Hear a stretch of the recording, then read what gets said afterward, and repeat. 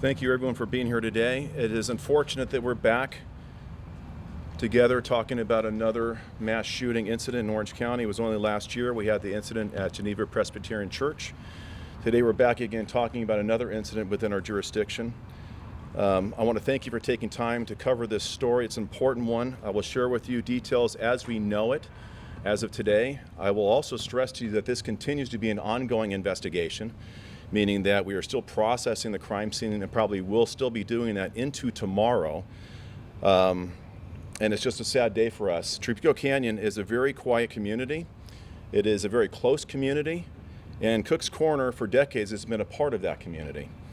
And I will start by just maybe clarifying the media, not being critical, but the media has referred to Cook's Corner as a biker bar. And it might have been what it was 30, 40 years ago, but it's transitioned into something much beyond what it is. It's a gathering place.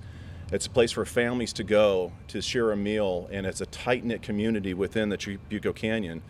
And I just want to stress that what happened there yesterday is not a definition of or not consistent with what Cook's Corner in that community is known for.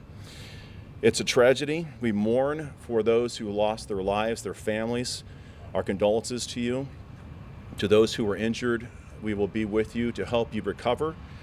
And as we progress through this, we will highlight some of the lessons learned, and most importantly, highlight the great response that we had, not only from the Orange County Sheriff's Department, but that also from the Orange County Fire Authority as we navigated this very dynamic incident that was unfolding before us.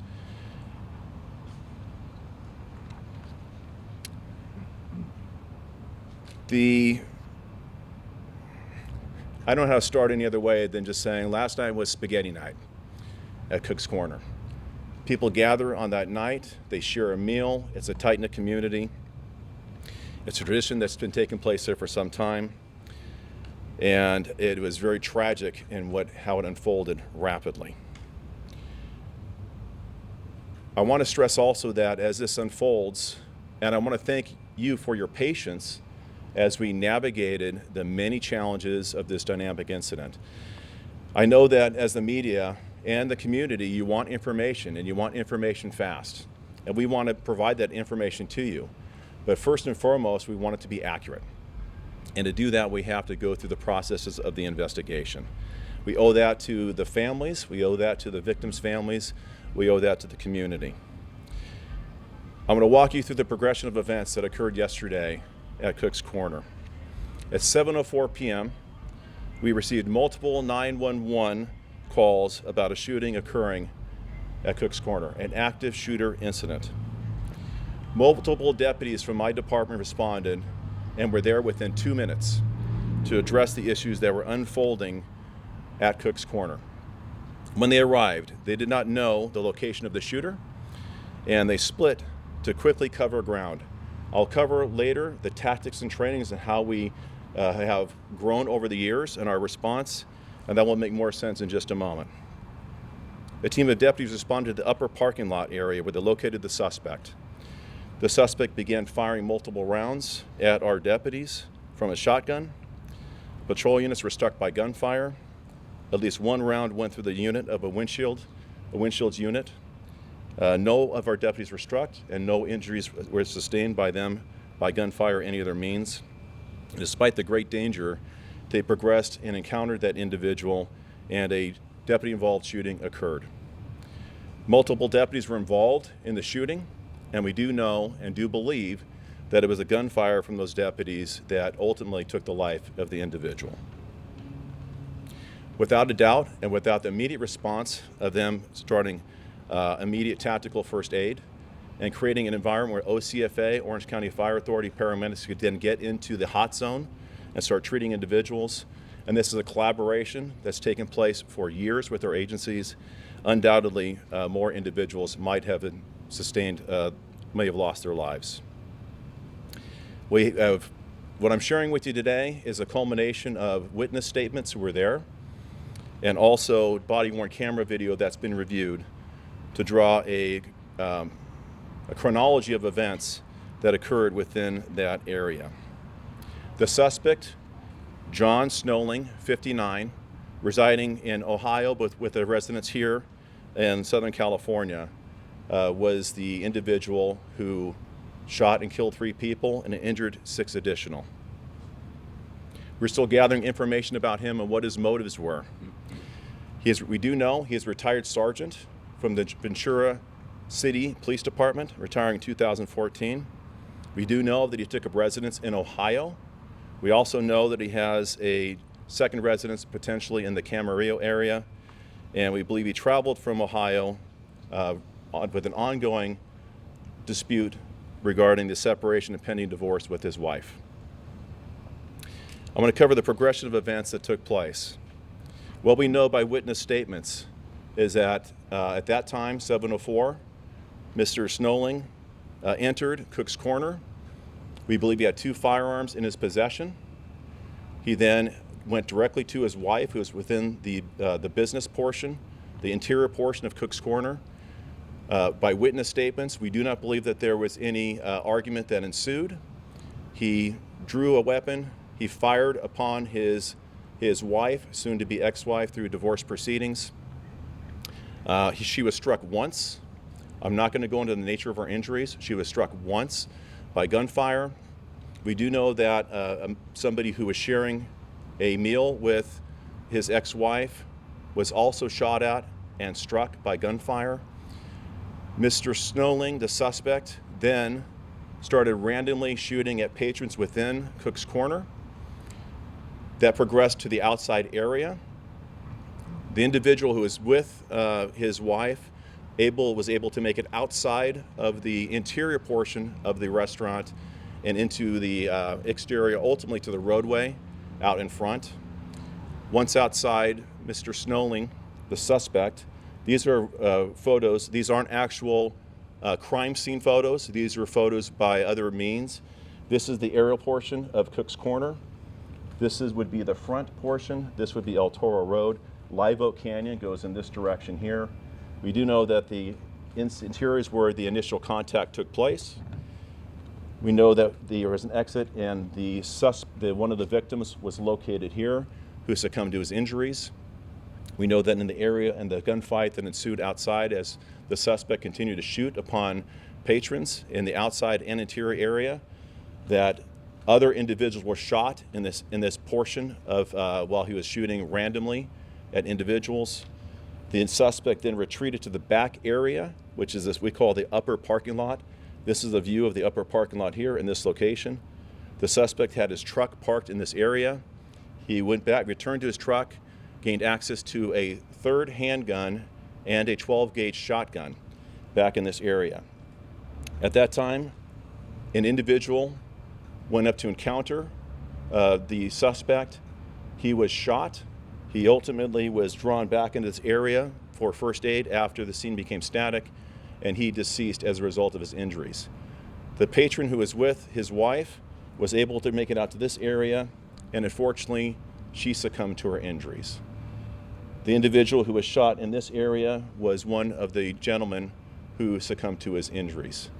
We do know, and this is a correction, and this happens in the fog of war as you go through these very dynamic incidents, that there were 6 other patrons there that night who were also struck by gunfire.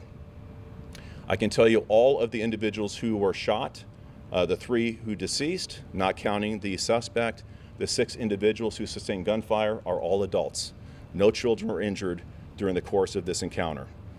Our deputies responding to this area, this would be a view of what they saw up in this upper area. This is the upper area here. This is where the suspect was located. The gunfire ensued and where he was shot by our deputies and ultimately succumbed to his injuries. I can tell you this, and this is not I'm proud. I'm proud of the response by our department, not just last year, but this year. And there's a reason why we train the way we do to encounter these type of incidents. And this has been going on for decades. And our training, the tactics, the tools we give people, the trust in them to do their job. And I can tell you in this circumstance, as in every day when something like this happened, I am beyond impressed by our response from our deputy sheriffs. When I talk about these response, and I just want to give you a little bit of what we do, for post-Columbine, our department was key in the creation of Incident Action Rapid Deployment, active shooter training. MACTAC, which is Multi-Assault Counterterrorism Actions Capability. How do you leapfrog and use military tactics to approach a facility is what they did here. Approaching this individual in an outside environment using military tactics, outflank him and encounter him. Our deputies have long rifle platforms, AR-15s, body gear they put on, Kevlar helmets. We give them breaching tools to break into doors and cut off locks, which came in key last year in the Presbyterian Church incident. Our sergeants have drones that can take an aerial platform for intelligence gathering information during critical incidents. They have individual first aid kits and do tactical medicine. All of these very intentional things we've done for decades to prepare us, unfortunately, for incidents like this have enabled us to intervene, use tactics, encounter individuals, bring issues that are dynamic to a static environment, and ultimately save lives of others who have been present during these unfortunate incidents. I also want to thank once again the Orange County Fire Authority. If not for our partnership and continued training and collaboration with them, which is unique to us and like none other in the state of California, we are able, through our continued practice and tabletop exercise and drills, to have them included in the way we respond to this incident. So when something like this happens, it's not one agency and then another agency, it's one community of first responders that allows us to go into these environments and address these threats. Sadly, the 3 victims that were deceased at the scene, I will tell you 2 of the individuals who deceased have not yet been identified through our process at the coroner's office. Next of kin notifications have not been officially made, so I'm not going to share information about them other than their gender. The one male subject who was the individual who deceased in this area is John Leahy, 67, of Irvine. An additional adult female and an additional adult male, both deceased. One was with the wife, and one was made an attempt to encounter the suspect in the back parking lot and hopefully bring this circumstance to an end. 6 additional victims were taken to local hospitals. Later, the doctor will describe their ability to treat them and as much as he's willing to share or can legally share about their injuries. As I mentioned earlier, all 6 of those individuals sustained gunshot wounds.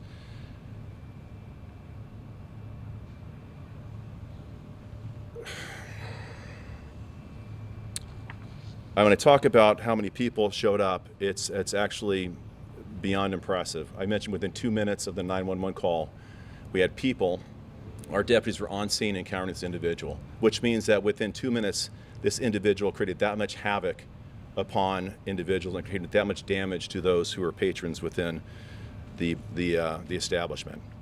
We had over 80 patrol units respond to this incident with over 100 deputy sheriffs who were on scene in different capacities, providing crime scene management, dealing with the individuals who are there, treating to their care. We had our 4 divisions of the Sheriff's Department investigations units were there. Homicide took the lead on the investigation, but our entire criminal investigations division responded. Southeast operations criminal investigators responded, and Southwest division investigators responded to address this issue. I'm also the county coroner, so our deputy coroners responded to address those who perished as a result of this attack. And we had our crime scene investigators who are still on scene processing the tremendous amount of evidence that still remains at the location. They conducted 40 interviews of individuals who were there as witnesses, but we do not believe we got to talk to all of them. Some people may have returned home after the incident. If you were present at Cook's Corner last night during this incident, we ask that you call our department commander, our dispatch at 714-647-7000 so we can connect you with an investigator and get your statement of what you may have seen at the location. Patrons of Cook's Corner who were there last night had to rapidly leave the location, and we have a lot of their personal effects back on scene inside the crime scene. First, we thank you for your patience. I want to thank those who stayed overnight to give statements. I can only imagine how daunting that might have been and how impactful. We did have members of the community who do services for those who are impacted to make sure that they are getting the psychological and mental health support that they need so that we are not just leaving them alone. That's done through the Trauma Intervention Program of Orange County, who sent numerous personnel there to address those issues. I also want to thank the numerous law enforcement entities, not just within Southern California, Orange County, but beyond. Our partners with ATF, the FBI, the municipal agencies within Orange County, Sheriff Robert Luna and Chief Mike Moore from LASO and LAPD, and my 57 partner sheriffs throughout the state, where every one of them offered resources and help during this trying time. This is not, it's not easy on our personnel. This is the second deputy-involved shooting we had in 4 days. This is the second critical incident at this magnitude that we have processed and responded to over the last 2 years. And beyond the process that we have in place, I want to assure the public that not only do we evaluate our response, the tactics we use, the training, looking for opportunities to improve, but we also have internal mechanisms to evaluate through administrative reviews, internal affairs investigations. The district attorney will talk about his role in doing the officer-involved shooting investigation. The Office of Independent Review also responded out to this incident and was there last night. So we have a lot of ability to review this. Within about 45 days, we will release a critical incident video of the encounter that took place last night that will have, as appropriate, video and other information that we share with the public about how we responded and what we will do going forward. I also want to thank just my department and our community that we serve. It is not uncommon when something like this happens to have an outpouring of support from the community, and that happened last year. It happened again last night. I don't want to respond to any of these, and I hate being up here talking about critical incidents like this. We have to put a stop to these mass shootings. We have to train on a national platform of what we know will be responsive to mitigate them rapidly. And I believe we have, within the Orange County Sheriff's Department and partnering agencies that do it like we do, when you can respond to a church and be within the worship center within 4 minutes, and you can respond to an active shooter unfolding extremely dynamic incident with tens, dozens of people on premise trying to get there, navigate the risk, and identify the shooter, and do that within a matter of minutes. I think that shows that we are a model agency in how to respond to these. My hope is that we would never have to be that model agency, but the practices and policy we put in place have definitely helped save lives if we have to address these critical incidents. So we'll answer questions at the end of this of the 5 speakers, and I thank you once again for being here.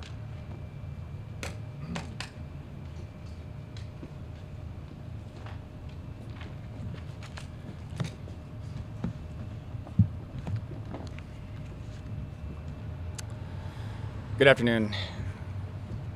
First of all, our hearts go out to all the victims, their families, the first responders, and anyone who was impacted by this horrible tragedy that happened yesterday. I'm going to summarize the OCFA's involvement in the chain of events from our perspective. At approximately 7:05 p.m., OCFA firefighters responded to Cook's Corner to assist the Orange County Sheriff's Department for a reported shooting. The first engine, Orange County Engine 42, arrived on scene in just under 4 minutes. Immediately upon arrival, the Orange County Fire Authority and the Orange County Sheriff's Department went into unified command.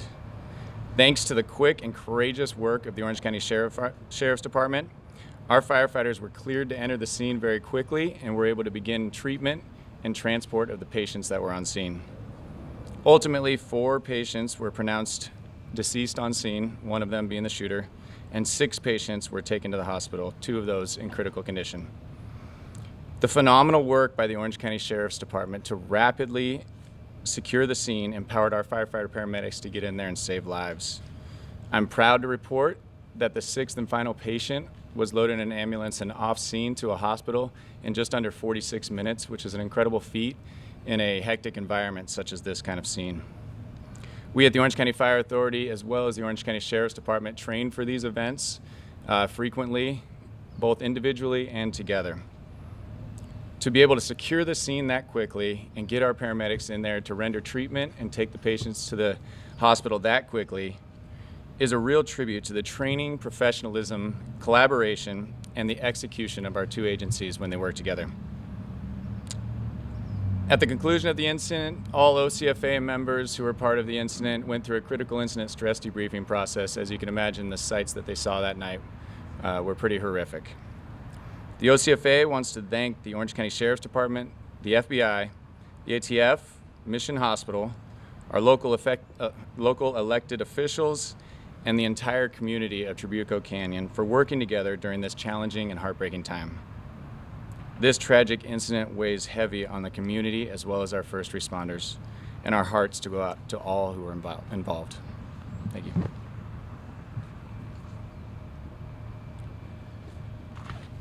Good afternoon. I'm Orange County Supervisor Don Wagner. I'm here first as the chairman of the Board of Supervisors to say on behalf of the entire community, to the extent I have the right to do that, the entire county, to offer condolences to those who were so tragically injured and or killed last night on behalf of this county community.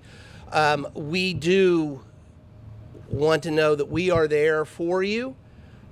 But I'm not just here as the chairman. I also have the privilege of representing Cook's Corner and the surrounding areas. And I want to say on behalf of the people out there that I represent, I want to say thank you for that outpouring of love and support that's come to so many as a result of last night, and to say thank you to the men and women of the Orange County Sheriff's Department, the men and women of the Orange County Fire Authority. You heard from Sheriff Barnes, you heard from Chief Mall about how well they worked together and how quickly they were out there. 2 minutes, that's a remote area. 2 minutes to have our Sheriff's Department there and actually running towards the gunfire and engaging and putting a stop to the carnage.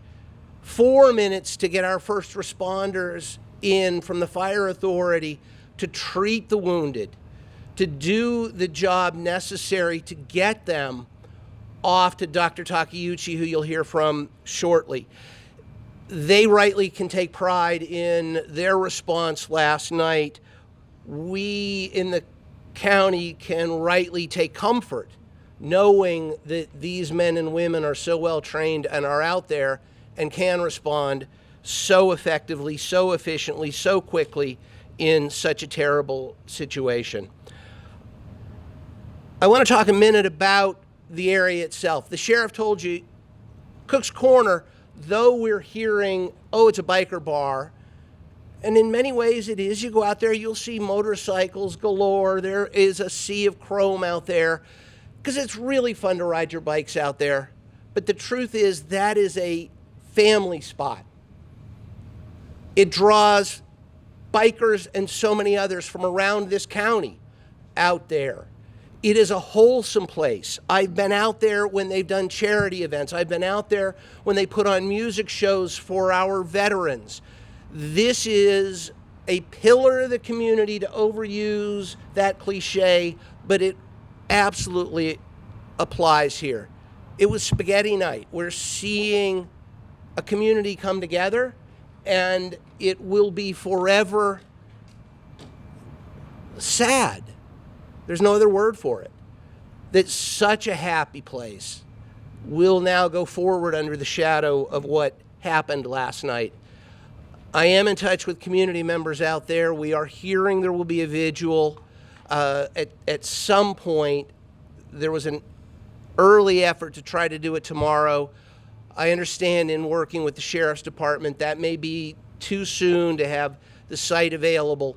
So stay tuned for more details about the vigil that will be going on out there shortly, so that the community has an opportunity to come together and grieve and say thank you to the men and women of the Sheriff's Department. And last quick point about this incident, other incidents, and just the issue of mental health in our community. We encourage everyone struggling from this crime or otherwise in need of compassionate help to contact OC Navigator's Mental Health Crisis Support Line. The number's 855 625-4657. This county is determined to make resources available to everyone who is struggling from this horrific event and from whatever might be troubling you out there in this complicated world. We are here for you. OC Navigators Mental Health Crisis Support Line, 855-625-4657. Seek help. Seek help for your friends and your loved ones.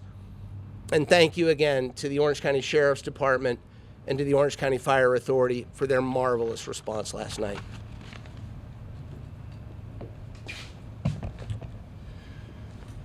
Good afternoon. My name is Todd Spitzer. I'm the elected district attorney, and I'm not so happy to be here.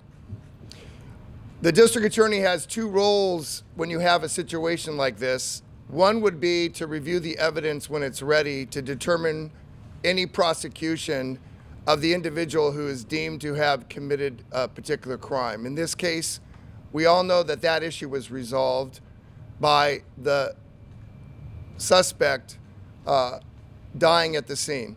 So that question has already answered itself. The other role that the district attorney has is to review the officer-involved shooting to determine whether or not that was a lawful use of lethal force. Chairman Wagner talked about the fact he represents that district. I represented that district today, obviously, as a DA, but I was its county supervisor for 12 years and its state legislator for 6 years. This is personal. I am one of those bikers.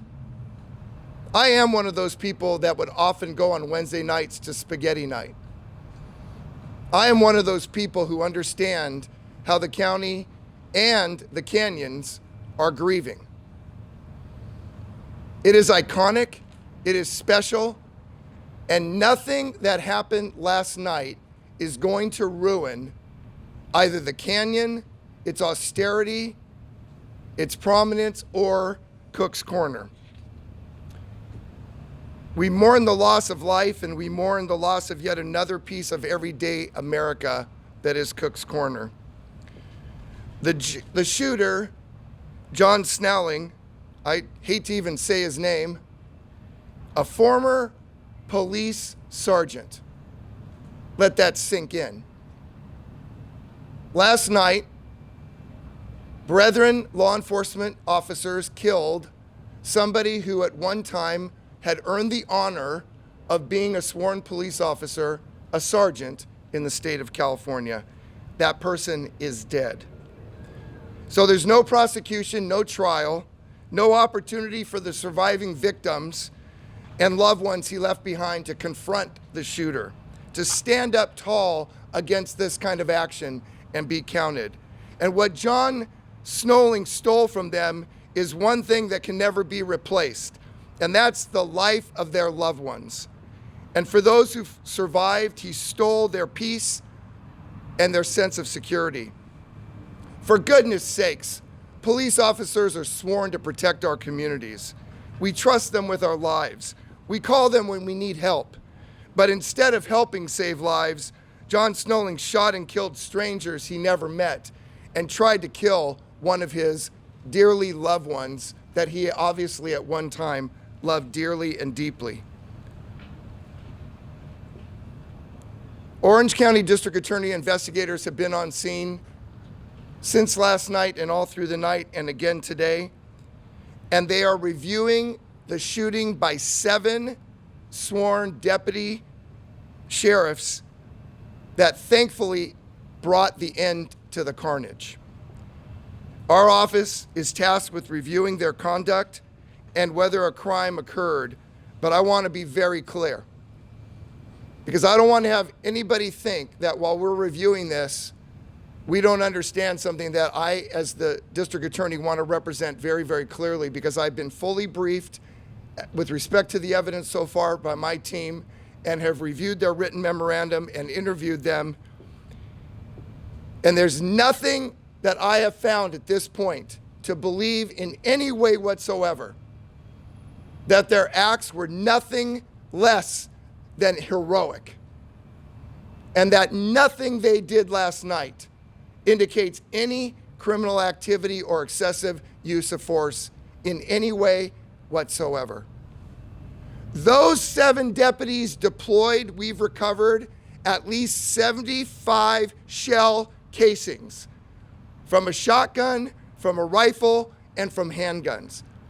Those deputy sheriffs took the action that was necessary to take out the suspect, to stop the danger, to use their training, and to make sure that the suspect could do no more harm. Every single second counted in those few moments, and these deputies, who we're all so proud of, were on scene and engaged the active shooter within minutes of the shots that he was shooting at them. And they were taking fire. And they didn't back down, and they did what they were trained to do. And for goodness sakes and for God's sakes, I am so grateful and thankful. We will continue to thoroughly investigate this. We will obviously form conclusions, but I don't see, although it could change, that my representation to you today or my opinion will be any different based upon what I know now. Victim advocates are standing by to help anybody and everybody who needs assistance, and they're commonly referred to as waymakers. We have advocates here today, and I want to make sure that you report that anybody who believes that they need counseling or grief assistance or any resources necessary, they're to call Waymakers at 949-250-0488. No one should have to experience this tragedy. No one should experience an all-you-can-eat spaghetti event at Cook's Corner and find themselves faced with gunfire and peril and trying to escape, and people who they love and care about harmed and in harm's way. This is our community. And the Orange County Fire Authority, the Orange County Sheriff's Department, all the other mutual aid agencies who deployed down Santiago Canyon Road and up El Toro Road and through Live Oak Canyon, these are places we know and we've known for years. So God bless America, but God bless law enforcement.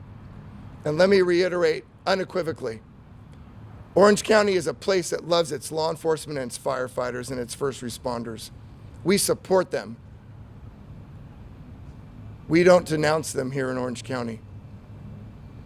And let last night be a lesson to everybody else in America who's been tearing down law enforcement to understand this is exactly why we need them, because they stop danger, they protect us, and they care.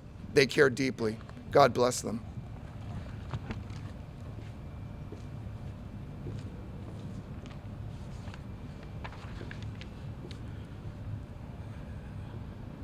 Good afternoon. I'm Tetsuya Takeuchi, Trauma Medical Director at Providence Mission Hospital.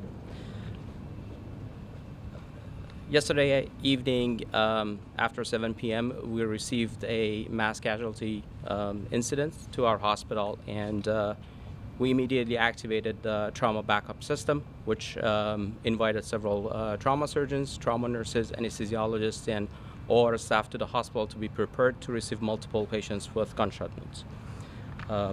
We received a total of 6 injured patients, all of whom were hit by gunfire, and 2 of them were in critical condition upon arrival.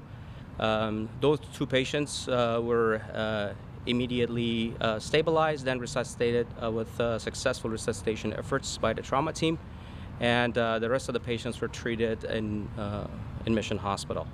Currently, all patients are stable, 2 still in critical condition, and 1 patient fortunately was able to release from the hospital. Others are still receiving active treatment. Thank you.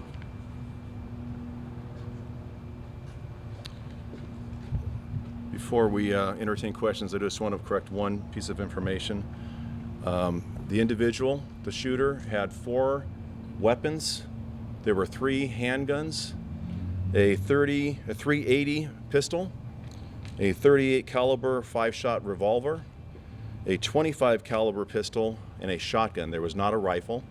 So just to correct the statement, there was not a rifle recovered at the scene. There were those 4 weapons.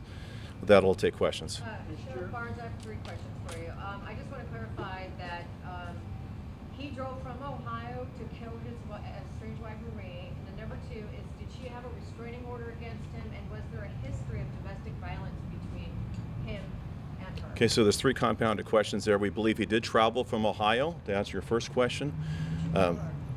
Well, we don't know the motive because he's deceased. We do believe that when he arrived at the location, it was very clear based on his intent and our interview of witnesses that he walked directly to her. There was not a discussion, a dialogue, or an argument. He immediately fired upon her, striking her once. He immediately fired upon her, the lady who was joining her for dinner that night, striking her at least once, who later succumbed to her injuries when she exited the establishment out on the roadway. We're not aware of any domestic violence restraining order that's in place.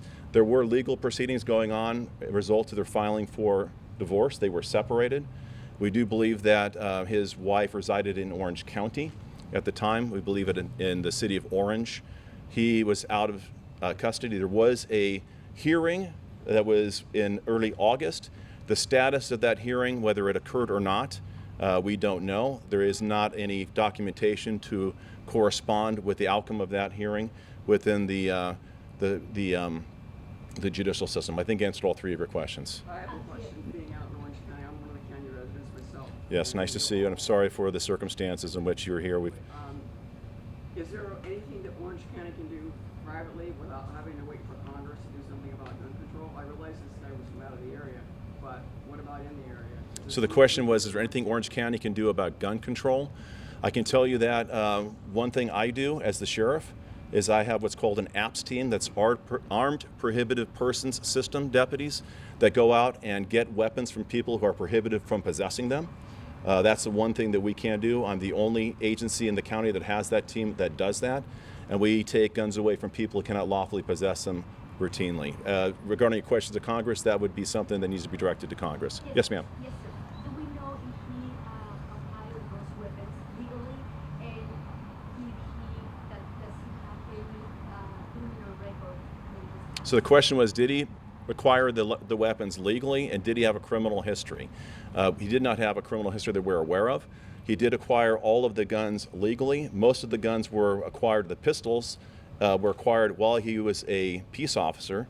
The 380 pistol was acquired lawfully in 2014, whether that was in 2014 prior to or after his retirement, but it's contemporaneous, approximate to his retirement date. The 380 revolver was acquired in 1987. The 22 caliber pistol was acquired in 1997, and the shotgun was acquired after he retired in 2016. Hey, Sheriff, I have a couple questions. Yes. From the video at the scene, you can see dozens of crime scene markers on the street outside of the bar, and you mentioned 75 shell casings. Is it believed most of those crime scene markers are shell casings? And number 2, how many rounds, I mean, I know it's a long way to go, but estimate how many rounds do you believe he fired, and how many rounds do you think the deputies fired? So the question from Chip was, the crime scene markers are at the scene. Were those representative of shell casings or some other evidence? It's representative of every piece of evidence they believe is related to the ongoing investigation. And regarding shells or shots fired, that will be determined through the investigation. There'll be a combination of both.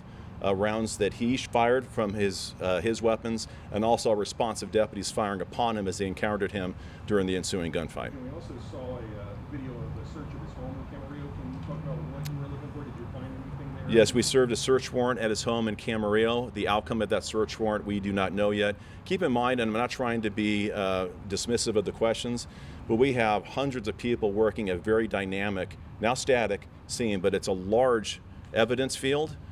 We had numerous investigations and interviews that had to take place.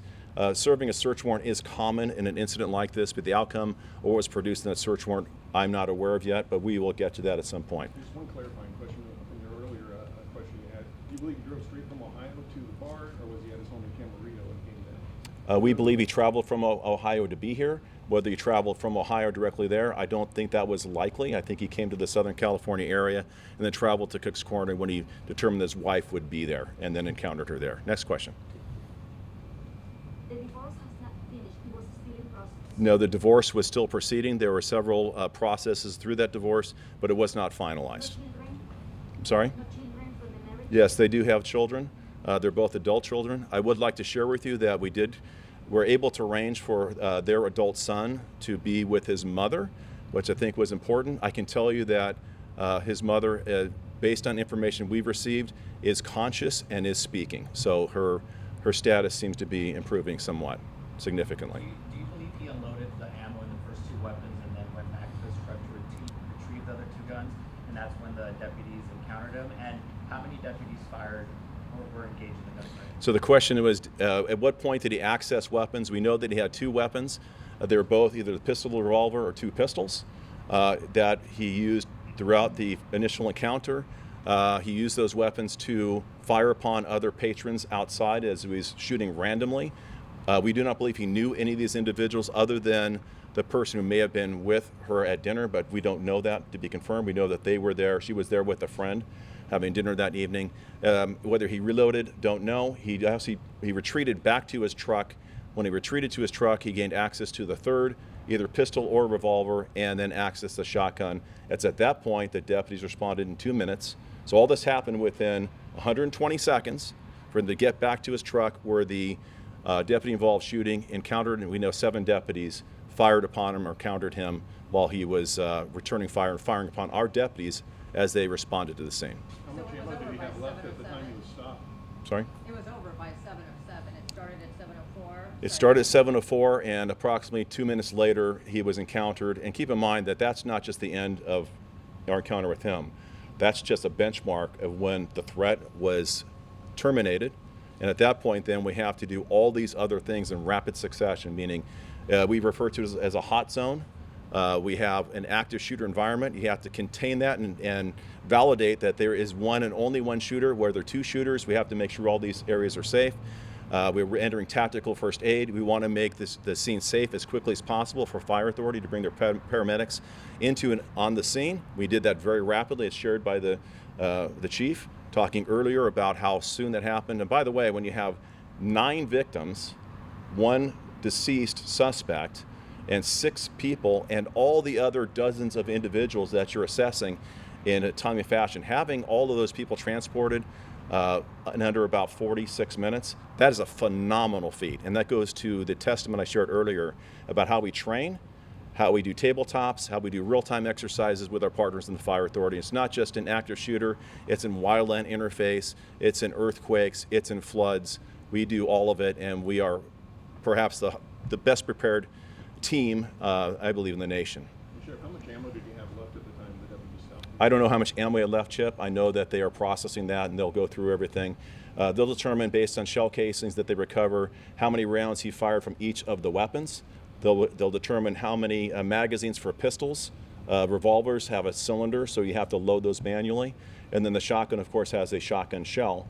He was distant from us, so there's not going to be an issue, I believe, of them misconstruing our shotgun shells with his ammo because of how far away it was. But they'll count all that, they'll catalog it, they'll do the same thing with our rounds that were shot for the district attorney's investigation that he's conducting to make sure, and all this will take place. And as you can imagine, between that and other physical evidence, other items recovered, physical signs, blood trail, all those issues are evidence that needs to be cataloged that is enormous. And that will take at least another probably 24 hours to be able to manage that crime scene.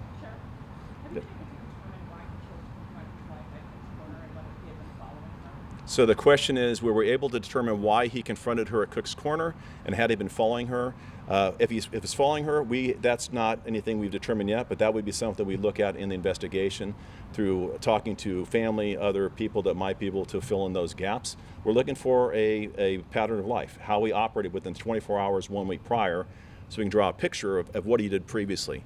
We do believe that he knew his wife was at Cook's Corner, which is why he drove to that location to encounter her. Okay, thank you for the press conference today. We appreciate you being here. I want to just end this in a moment of silence for the victims who lost their lives as a result of this tremendous and tragic incident. And our prayers go out to the families and the Trabuco Canyon community. We pray for all their recovery. Thank you very much.